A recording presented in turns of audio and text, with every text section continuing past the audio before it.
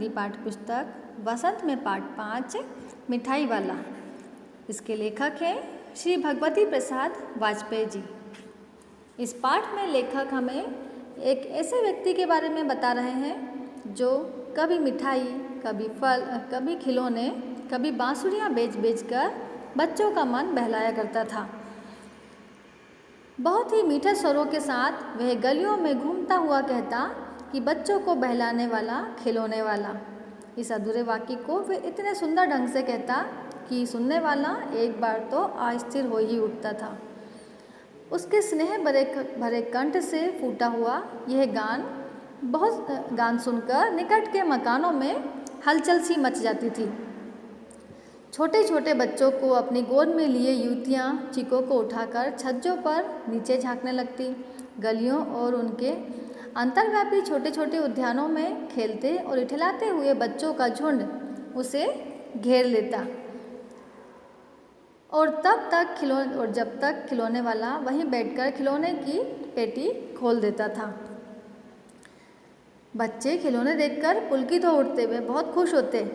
वे पैसे लाकर खिलौने का मोलभाव करने लगते और तोतली तोतली आवाज़ में पूछते, इचका क्या दाम होगा, इचका क्या दाम होगा, और इचका।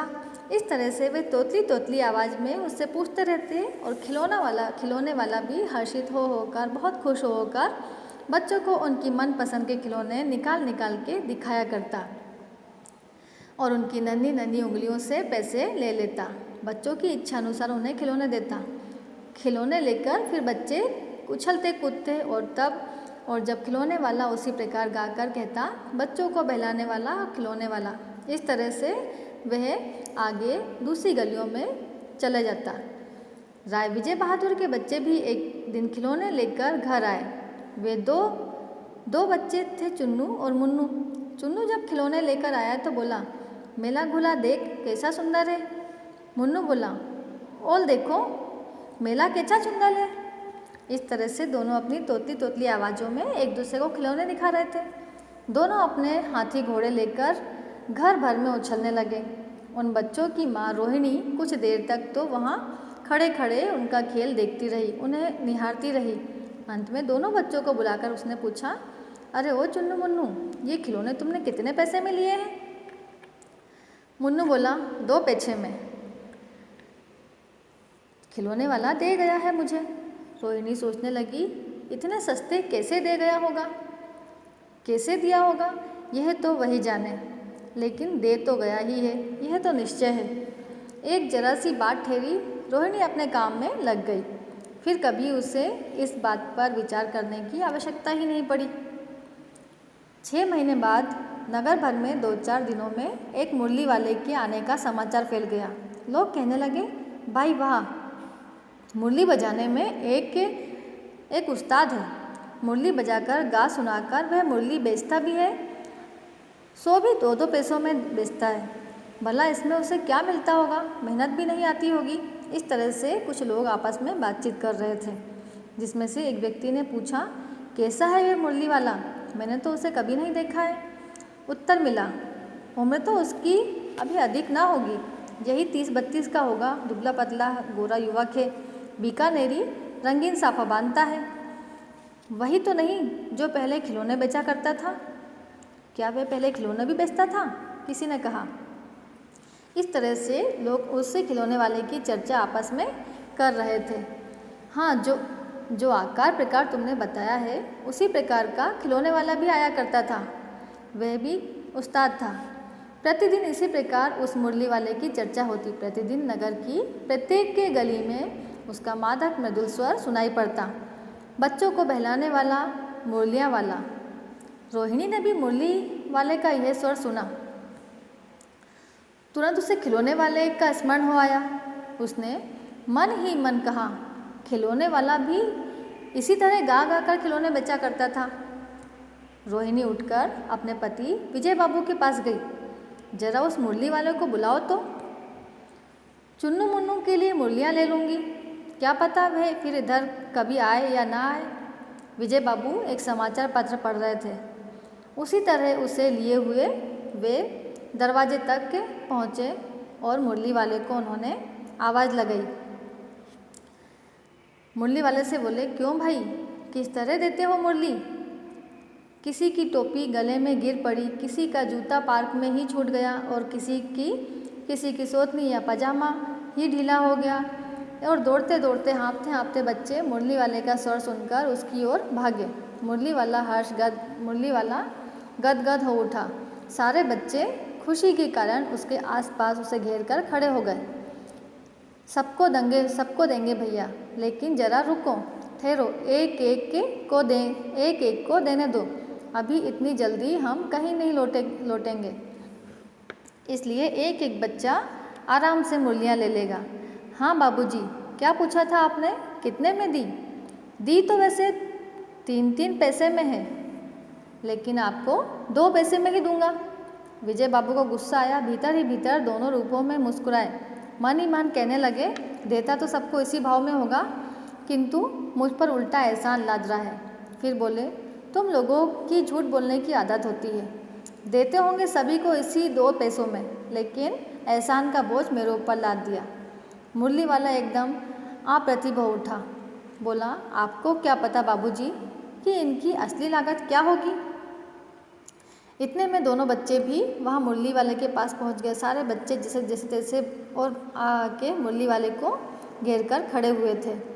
और जो विजय बाबू थे वो मुरली वाले से बहस करने में लगे हुए थे।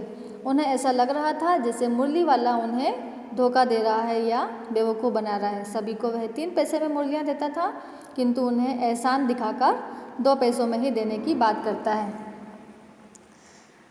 विजय बाबू सोचते हैं कि सारे दुकानदार एक जैसे ही होते हैं। उन्हें जो भाव उन्हें देना होता है उसी भाव में देते हैं, लेकिन ग्राहक पर अपना एहसान वह बता देते हैं। विजय बाबू बोले, अच्छा मुझे ज़्यादा वक्त नहीं, जल्दी से 2 मुरलियाँ निकाल कर मुझे दे दो। 2 मुरलियाँ लेकर विजय बाबू अपने मकान में आ गए। भीतर पहुँचे मुरली वाला देर तक उन बच्चों के झुंड में मुरलियाँ बेचता रहा और वह सबको अपने अपनी पसंद की मुरलियाँ देता रहा। बच्चे को हर रंग की मुरलियाँ देते जा रहे थे। इस तरह से यह बड़ी अच्छी मुरली है, तुम यही लो बाबू। इस तरह से सभी को उनकी पसंद की मुरलियाँ दे रहे थे। वहाँ बालकनी में खड़ी होकर रोहिणी यह देख रही थी कि वह कितने प्रेम से मुरली वाला बच्चों को मुरलियाँ दे रहा है। इस तरह से जब मुरलियाँ वाला बच्चों को कह रहा था, तुमको पैसे नहीं मिले, तुमने अम्मा से ठीक तरह ना मांगे होंगे, धोती पकड़कर पैरों में लिपट जाते, अम्मा से पैसे मांगे जाते हैं। हाँ, फिर जाओ, आपकी बार मिल जाएंगे। दुअन्नी है तो क्या हुआ, ये लो पैसे वापस लो। ठीक हो गया ना हिसाब, मिल गए पैसे। देखो मैंने तरकीब बताई। अच्छा, अब तो किसी को नहीं लेना, सब ले चुके। तुम्हारी माँ के पास पैसे नहीं है, अच्छा तुम भी यह लो। अच्छा तो अब मैं चलता हूँ। इस तरह मुरली वाला फिर आगे बढ़ गया। अब आज अपने मकान में बैठी हुई रोहिणी मुरली वाले की सारी बातें सुनती रही। आज भी उसने अनुभव किया, बच्चों के साथ इतने प्यार से बातें करने वाला फेरी वाला पहले कभी ना आया था। फिर वह सौदा भी कैसा सस्ता बेचता है, भला आदमी जान पड़ता है। समय समय की बात है, जो बेचारा इस तरह मारा फिरता है, पेट जो ना कराए सो थोड़ा, सभी को यह करना ही पड़ता है। इसी समय मुरली वाले का क्षीण स्वर दूसरी निकट की गली में सुनाई देने लगा। बच्चों को बहलाने वाला, मुरलियाँ वाला। इस तरह से वह आगे बढ़ता गया। रोहिणी इसे सुनकर मन ही मन कहने लगी, और स्वर कैसा मीठा है इसका। बहुत दिनों तक रोहिणी को मुरली वाले का वह मीठा स्वर सुनाई न आया। 8 मास बाद सर्दी के दिन थे। रोहिणी स्नान करके मकान की छत पर चढ़कर आजानुलंबित केश सुखा रही थी। इस समय नीचे की गली में सुनाई पड़ा बच्चों को बहलाने वाला मिठाई वाले का स्वर उसके लिए परिचित था। झट से रोहिणी नीचे उतर आई। उस समय विजय बाबू उसके मकान में नहीं थे। हाँ, उसकी वृद्धा दादी वृद्धा दादी थी। रोहिणी उनके निकट आकर बोली, दादी चुन्नू मुन्नू के लिए मिठाई लेनी है, जरा कमरे में चलकर ठहराओ, मैं उधर कैसे आऊँ?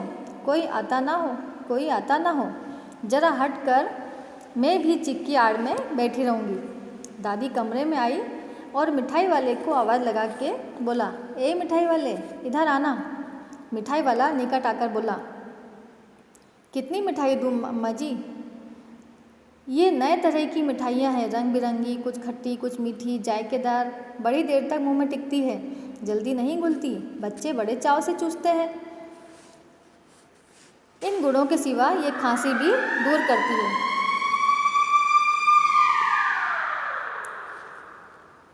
कितनी दूँ चपटी, गोल, पहलदार गोलियाँ हैं, पैसे की 16 देता हूँ। दादी बोली, 16 तो बहुत कम होती है, भला 25 तो देते। मिठाई वाला, नहीं दादी, अधिक ना दे सकूँगा, इतना भी देता हूँ, यह अब मैं तुम्हें क्या खैर, मैं अधिक ना दे सकूँगा। रोहिणी दादी के पास ही थी, बोली, दादी फिर भी काफ़ी सस्ता दे रहा है, 4 पैसे की ले लो, और यह रहे पैसे।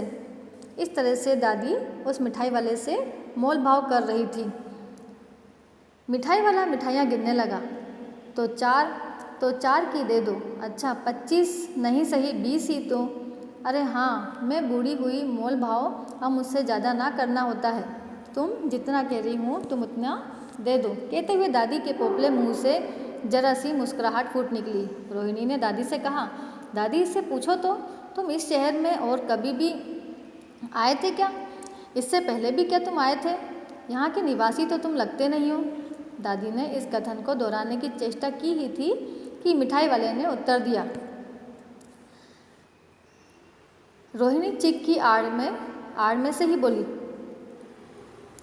पहले भी मिठाइयाँ बेचते हुए आए थे क्या, या कोई और चीज़ लाए थे? मिठाई वाला हर्ष और संशय के साथ में बोला, इससे पहले मैं मुरलियाँ और उससे भी पहले मैं खिलौने लेकर आया था। रोहिणी का अनुमान ठीक निकला। अब तो वह उससे और भी कुछ बातें पूछना चाहती थी। वह बोली, इन व्यवसायों में भला तुम्हें क्या मिलता है? वह बोला, मिलता क्या है, यही खाने भर को मिल जाता है, कभी नहीं भी मिलता है, पर हाँ संतोष, धीरज और कब मुझे असीम सुख जरूर मिलता है, और यही मैं चाहता भी हूँ। सो कैसे, यह बताओ। अब व्यर्थ उन बातों को चर्चा क्या करूँ मैं, जाने दो आप। जब इतना पता है तो थोड़ा और बताओ, रोहिणी पूछे जा रही थी।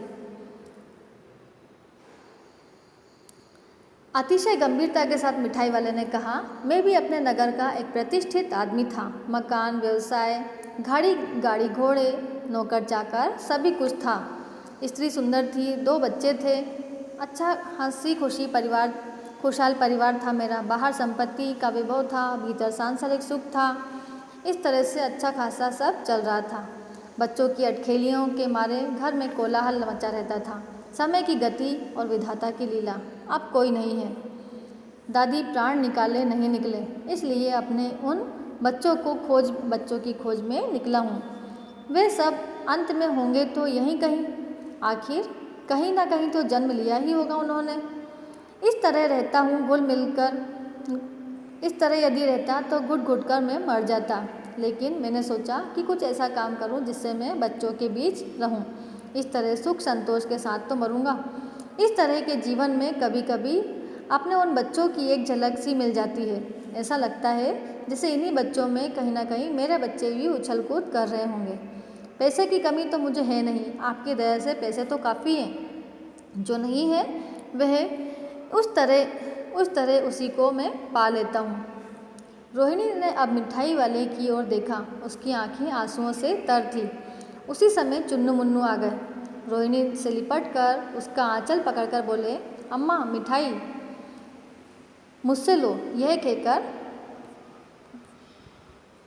कहकर तत्काल कागज की 2 पुड़ियाँ मिठाइयों से भरी हुई मिठाई वाले ने चुन्नू मुन्नू को दे दी। रोहिणी ने भीतर से पैसे फेंक दिए। मिठाई वाले ने पेटी उठाई और कहा, अब इस बार ये पैसे ना लूँगा। दादी बोली, अरे ना भाई, ऐसा ना कर, पैसे तो लेकर जा। किंतु मिठाई वाले ने अपनी पेटी उठाई और आगे निकल गया और उसका वही मादक स्वर बच्चों को बहलाने वाला मिठाई वाला अंत तक सुनाई देने लगा। इस तरह से मिठाई वाला जो था वह एक अच्छे परिवार से था और वह सिर्फ इसलिए मिठाइयाँ खिलौने या बांसुरी बेचा करता था क्योंकि उसके जो बच्चे और पत्नी किसी हादसे में मारे गए थे। तो इसलिए वह ऐसा काम करता था जिससे वह बच्चों के बीच रहे और वह अपने बच्चों को भी इन्हीं बच्चों में देखता था। ठीक है बच्चों, तो ये पाठ समझ में आया आपको? Thank you.